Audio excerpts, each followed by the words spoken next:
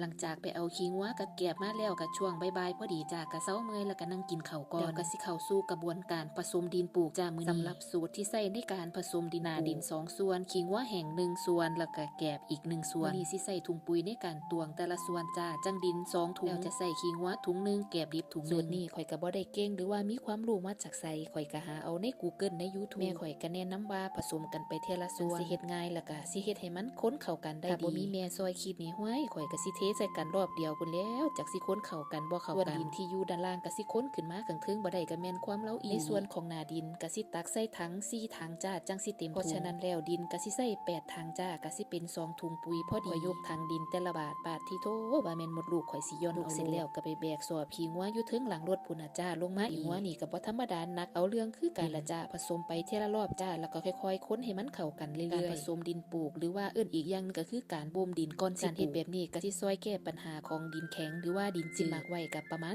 14มื้อจ้าจังสิเอาไปปลูกได้การผสมดินปลูกแบบนี้เฮาบ่สามารถที่สิเอาไปปลูกได้เลยแกบสดๆใหม่ๆจังซี่จะมีความหอมถ้าเฮาเอาไปปลูกเลยผักพวกนี้ก็จะเหลืองบ่สั่นก็สิหากเน่าการหมักแกบดิบก็จะช่วยเปลี่ยนให้เป็นแกบเก่าและมีธาตุอาหารที่สูงขึ้น